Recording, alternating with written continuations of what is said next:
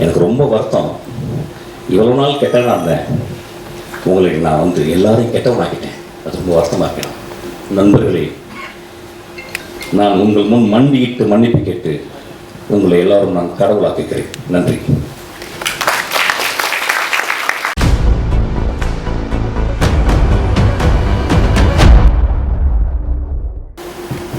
Understand that to keep a close-up on it.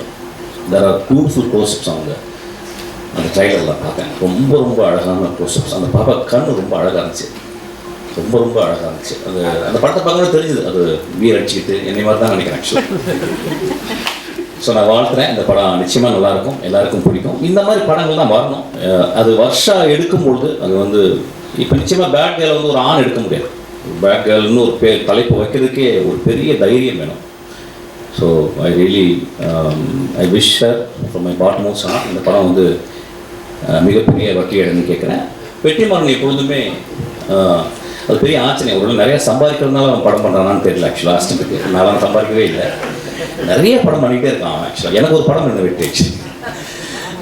வெற்றியை வந்து ரொம்ப மெக்னானிமஸ். எனக்கு வெற்றியை வந்து எனக்கு அவ்வளோ காலங்கள் தெரியும். இன்றைக்கி கூட வெற்றி வந்து நீங்கள் வரணும்னு கால்லேருந்து ஃபோன் பண்ணிகிட்டே இருக்கேன். ஆக்சுவலாக வெற்றி ரொம்ப தேங்க்ஸ். வெற்றி வந்து ஒரு எக்ஸ்ட்ரானரி ஹியூமன் பீயிங். அது நிறைய பேருக்கு தெரியாது. நான் வந்து அந்த மேடையில் பேசும்போது சிரிச்சுக்கிட்டே இருந்த வெற்றி ஒரு டைமில் திடீர்னு ரொம்ப அமைதியாகி மூஞ்சில் கை வச்சான். அதெல்லாம் நினச்சாங்க அவன் மூஞ்சி சொல்லிச்சிச்சுன்னு இல்லை, வெற்றி என் மேலே இருந்த ஒரு கம்பேஷனில் he felt very bad actually. அதுக்காக வெற்றிக்கு ஒரு கிளாப் பண்ணணும்னு நினைக்கிறேன். ஆக்சுவலி வெற்றி is very very sensitive. Okay, coming back. Sorry கேட்கணுமா, பகிரங்க மன்னிப்பு கேட்கணும்னு வந்திருக்கேன்னா நண்பர்கள் தானே. சரி, okay. I'm going to take little time with you. Don't mistake me and don't stop me. Actually, I think I should also speak from my heart and my pedestal. முதலாவதாக நான் நன்றி சொல்வது எனக்கு மிகவும் பிடித்தான பாடலாசிரியர், எழுத்தாளர், சிறந்த பெண்மணி தாமரை விமர்சித்து பேசினாங்க. அதை வந்து ஒரு வார்த்தை சொல்லியிருந்தாங்க. அவங்களுக்கு முதல்ல நான் வந்து மன்னிப்பு கேட்குறேன். ஒரு விஷயம் சொல்லியிருந்தாங்க, வெற்றி என்னை இப்படி பேச வைத்துச்சு. 18 வருஷம் போராடி கொண்டே இருக்கிறேன் என் தாமரை சகோதரி அவர்களே. ஒவ்வொரு நாளும் பௌத்தனுடைய 10 நிமிடம் உன் மரணத்தை பற்றி நீ தியானி அப்படின்றாங்க. என் மரணத்தை பற்றி தியானித்துக் கொண்டே இருக்கேன். வெற்றி என் தலைமையில் இருந்தால் இந்நேரம் நான் பெரிய பெரிய ஆட்களும் படம் பண்ணியிருக்கேன். அதனால் மன்னிப்பு கேட்கிறேன். ரெண்டாவது, எனக்கு ரொம்ப பிடிச்ச மிகச்சிறந்த ஆளுமை லெனின் பாரதி. அவன் நீ விமர்சிச்சுதான். அது வந்து தத்துவ ரீதியான விமர்சனம். அவனுக்கும் என்னுடைய ஆழ்ந்த வருத்தத்தை மன்னிப்பையும் சொல்கிறேன். அதுக்கப்புறம் ஒரு ஆக்டர், அவர் பேர் தாஸ். அவர் ரொம்ப எனக்கு பிடிக்கும். அவர் மூஞ்சியை பார்க்கும்போது ஒரு பழைய தமிழ் உள்ளே இருக்கும், ரொம்ப கருணை இருக்கும் அவர் முகத்தில். அவர் கூட ரொம்ப நாள் ஒர்க் பண்ண நினச்சேன். அவர் ஒரு 3 நாள் வந்து ரொம்ப கஷ்டப்பட்டு பெரிய பிரபலமாக ஆகிட்டார் என்னை திட்டி ஆக்சுவலி. அவருக்கு என் மன்னிப்பை தெரிவித்துக் கொள்கிறேன். அதுக்கப்புறம் சசி அண்ணா என்னை கூப்பிட்டு வந்து நேற்று நைட் இரவு கூப்பிட்டாரு. உன்னை ஏன்டா நான் அடக்கலைன்னு சொன்னார். அந்த அன்புக்கு நன்றி, அவரோட மன்னிப்பு கேட்குறேன். லட்சுமி ராமகிருஷ்ணன் என்னோட ஒரு 3 நாளாக பேசிட்டே இருக்காங்க, நான் பேசவே இல்லை. எனக்கு என்ன பேசணும்னு தெரியும், என் தாய் போல. அவங்களுக்கும் நான் மன்னிப்பு கேட்குறேன். அதுக்கப்புறம் எனக்கு மிகச்சிறந்த படத்தை கொடுத்து என் தந்தை போல இங்கே கொண்டிருக்கும் திரு தாவன் அவர்கள். இந்த படத்தை எடுத்துக்கும்போது இந்த மாதிரி ஒரு கான்ட்ரவர்சி பண்ணும்போது ஒரு ப்ரொடியூசர் அவருக்கு பாதிக்கும்.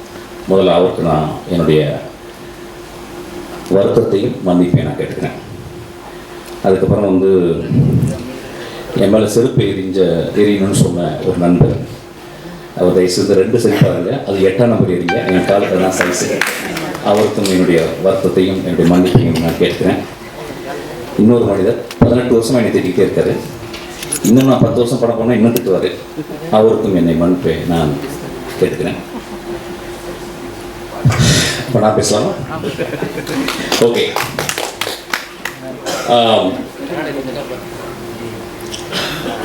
ஃப்ராய்டு வந்து ஜோக்ஸ் அண்ட் அன்கான்ஷியஸ்னு ஒரு புக் எழுதியிருக்காரு. ஜோக்கு சொல்லும்போது, ஒரு நகைச்சுவை சொல்லும்போது அதை ரிசீவ் பண்ணுறவங்க, அதை வாங்குறவங்க, சிரிக்கிறவங்க ஆள் மனத்தில் இருந்தால் சிரிக்கிறாங்க. they never react from their conscious. ஒரு ஜோக்கினுடைய இயல்பு அன்றைக்கி மேடையில் அதுதான் நடந்துச்சு. நான் வந்து அதாவது அமீரிடம் அதுக்கப்புறம் வெற்றிமாறன் மன்னிப்பு கேட்குறேன். நிறைய பேர் அவங்க 2 பேரையும் திட்டினாங்க. அதாவது வந்து முகம் சுழிக்கிற மாதிரி பேசுறதுக்கு அவங்க சிரிச்சாங்கன்னு சொல்லிட்டு, அவங்க சிரிச்சதை விட மேலே இருந்த எல்லாரும் கீழே அந்த பத்திரிக்கையாலும் விழுந்து சிரித்தாங்க. அது அந்த வீடியோவில் இருக்குது, அதை நீங்கள் பார்க்கணும். ஒரு ஜோக்காக தான் நான் மீன் பண்ணேன். ஆக்சுவலாக 2-3 வார்த்தைகள் மேலே போயிடுச்சு. அது அப்படி தான் சில நேரங்களில் அது மனதிலிருந்து பேசும்போது அப்படி ஆயிடுச்சு. அதுக்காக நான் வந்து மன்னிப்பு கேட்டுக்கிறேன். ஆனால் joke is meant to be a joke. அது வந்து யாரையும் அந்த இடத்துல வந்து ஒரு பர்டிகுலரான ஒரு பர்சனை நான் விமர்சிக்கவே இல்லை, ஒரு பர்டிகுலரான ஒரு மனிதனை தாக்கணும் எண்ணமே இருந்ததே இல்லை. என்னுடைய ரொம்ப நேசத்துக்கு சொந்தமான என் விஷால் நானும் சண்டை போடும்போது, என்னை மோசமாக பேசும்போதும், என்னை பற்றி அடுத்தவங்களுக்கு தப்பாக பேசும்போதும், நான் ரொம்ப வெகுண்டு மேடையில் பேசும்போது ஒரு வார்த்தை கூட அவனை நான் வந்து மோசமான வசை வார்த்தைகள் பேசுகிறேன். நான் சொன்ன ஒரே வார்த்தை பொறுக்கின்னு சொன்ன வார்த்தை. எனக்கு அந்த வார்த்தையை சொல்லி அளந்து தான் சொன்னேன். நண்பர்களே,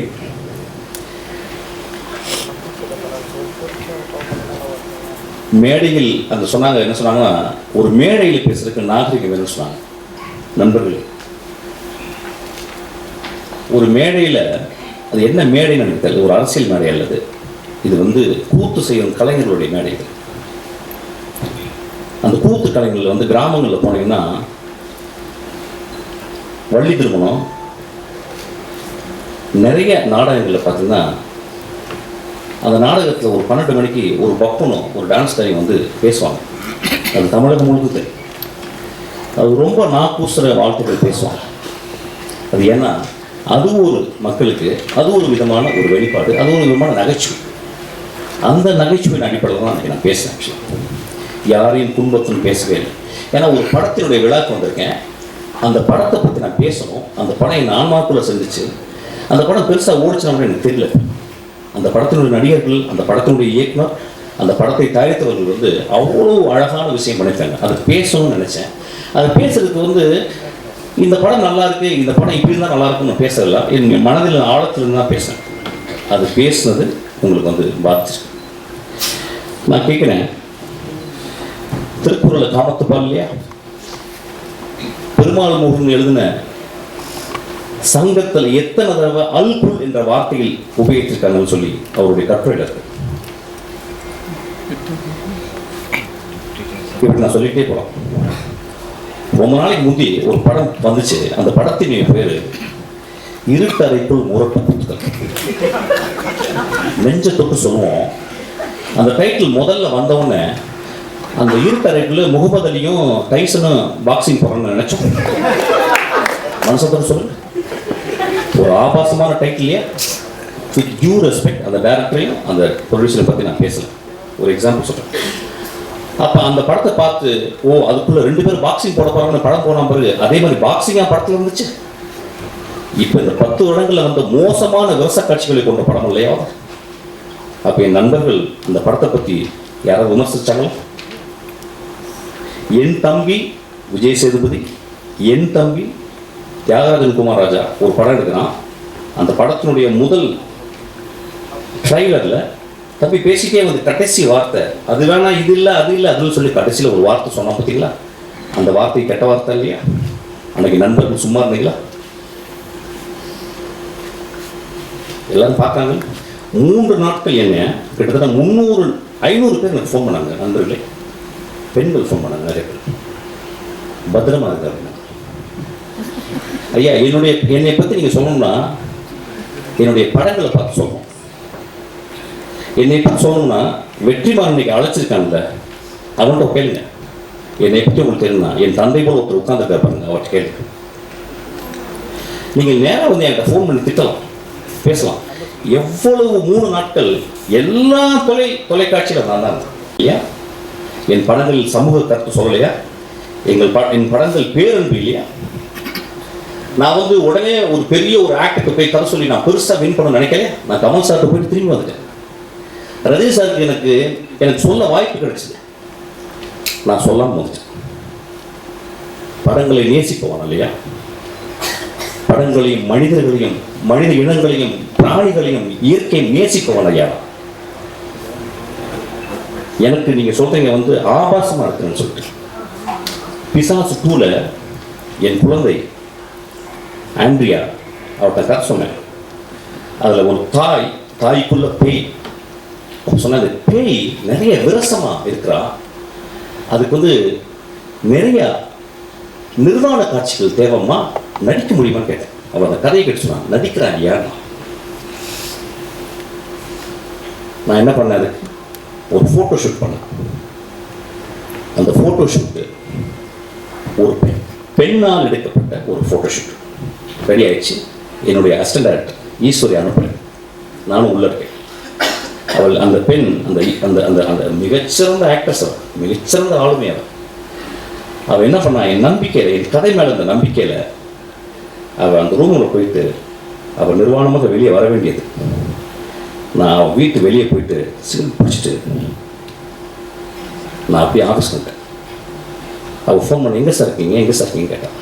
நான் சொன்னேன், அம்மா உன் நிர்வாணத்தை நான் காட்டி, என் படத்தில் நான் காட்டி, என் படம் ஓஹோன்னு பெரிய பேர் வாங்கலாம், நான் ஒரு பெரிய பெட்ரோ ஆல்விடார் மாதிரி நான் ஒரு பெரிய பேர் வாங்கிடலாமா?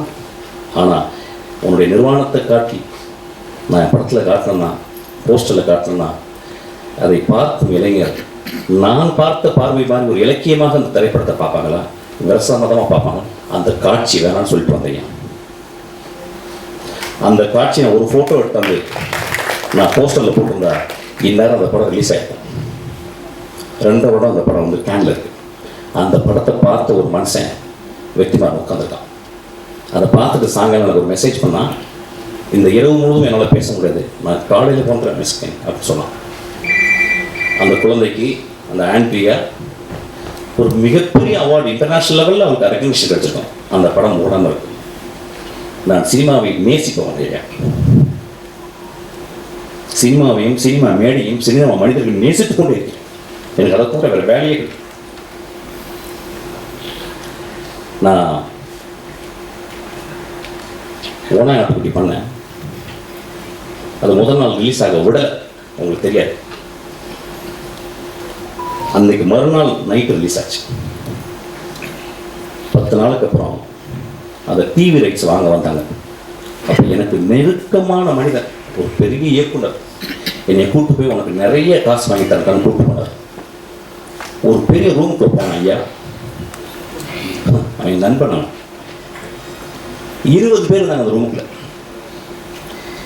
75 லட்சம் ரூபாய்க்கு நீ டிவி ரைட்ஸ் கொடுத்தா கொடு அப்படின்னா. நான் சொன்னேன், ஐயா நான் ரொம்ப கஷ்டப்பட்டு எடுத்துருக்கேன், இந்த படம் நல்ல படம், ஒரு 2 ரூபா கொடுங்க. எனக்கு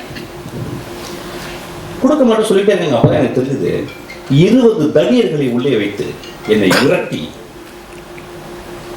என்னை கையெழுத்து போட வச்சாங்க. 75 லட்சம் ரூபாய் கொடுத்தாங்க. அந்த திரைப்படம் அந்த சேனலில் இது வரைக்கும் 80 வாட்டி ரிலீஸ் ஆகிருக்கு. அந்த செக் எடுத்து அந்த அவங்கள்ட்ட நான் கிழிச்சு போட்டு சொன்னேன், ஐயா நான் சென்னைக்கு வரும்போது ஒரு வெள்ளை பேப்பர், ஒரு பென்சில் தான் எடுத்துகிட்டு வந்தேன், அவ்வளோ வறுமையான குடும்பத்தில் வந்தேன், நான் கஷ்டப்பட்டு திரும்பி வரேன், நான் கஷ்டப்பட்டு இந்த மேடையில் நடிச்சிருக்கேன் ஏன்னா அதில் 4 பேர் இறந்து போயிட்டாங்க. அந்த எனக்கு துரோகம் செஞ்சாங்க அந்த மனுஷன், அவன் ஒரு பெரிய டாக்டர் இருக்கான். ஒவ்வொரு தருணமும் நான் துரோகத்தை அனுபவித்துக் கொண்டே இருக்கிறேன். எப்படி ஒரு சக மனிதனை பார்த்து என்னால் மோசமாக பேச முடியும்? பேசுறது ரீசனா? பேச வேண்டிய கட்டாயம் ஐயா. ஒரு விழாவை வந்து அந்த விழாவை நான் கூடி நிற்கிறோம். எதுக்கு நான் கொட்டுக்கலைக்கு நேக்கடா நிற்கிறேன்னு சொன்னேன். அப்படியாவது கவனத்தை ஈர்க்கணும்னு நினைக்கிறேன். இந்த படத்துக்கு நான் இப்போ பேசுறது அந்த அப்படியாவது இந்த படத்தை கவனத்தை ஈர்க்கிறது. எனக்கு அவ்வளோ புத்தகம், 40 வருஷம் புத்தகம் படிக்கிறதுக்கு எனக்கு டைமே இல்லை.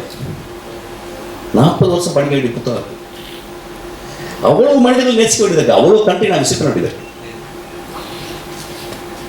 மன்னிப்பு கேட்கறதுக்கு என்னைக்குமே தயங்க மாட்டேங்க. உதிரிப்புக்குள்ள ஒரு சீன் வரும், கடைசி சீனு. அதில் வந்து அந்த அந்த மோசமான மனிதன், அந்த ஈவில், அவன் கடைசியில் சொல்லுவான், அந்த ஊர் மக்களை பார்த்து ஊர் மக்கள் சொல்லுவாங்க, நீ சாவிடாம. அவன் சொல்லுவான், எனக்கு ரொம்ப வருத்தம், இவ்வளோ நாள் கெட்டவனாக இருந்தேன், உங்களுக்கு நான் வந்து எல்லாரையும் கெட்டவனாக்கிட்டேன், அது ரொம்ப வருத்தமாக இருக்கேன். நண்பர்களே, நான் உங்கள் முன் மண்டியிட்டு மன்னிப்பு கேட்டு உங்களை எல்லாரும் நான் கடவுளாக்குகிறேன். நன்றி. ரோஜா தமிழ் டிவி வியூவர்ஸ் எல்லாருக்கும் வணக்கம். இதுவரை நீங்கள் பார்த்த இந்த நிகழ்ச்சி உங்களுக்கு பிடிச்சிருக்கும் அப்படின்னு நினைக்கிறோம். இது மாதிரி பல சுவாரஸ்யமான நிகழ்ச்சி உங்களை வந்து சென்றடைய நீங்கள் செய்ய வேண்டியது ஒன்றே ஒன்று தான். ரோஜா தமிழ் டிவியை லைக் பண்ணுங்கள், ஷேர் பண்ணுங்கள், கமெண்ட் பண்ணுங்கள், சப்ஸ்கிரைப் பண்ண மறந்துடாதீங்க. அது மட்டும் இல்லாமல் எங்களோட செய்திகள் உங்களை வந்து உடனுக்குடன் வந்து அடைய நீங்கள்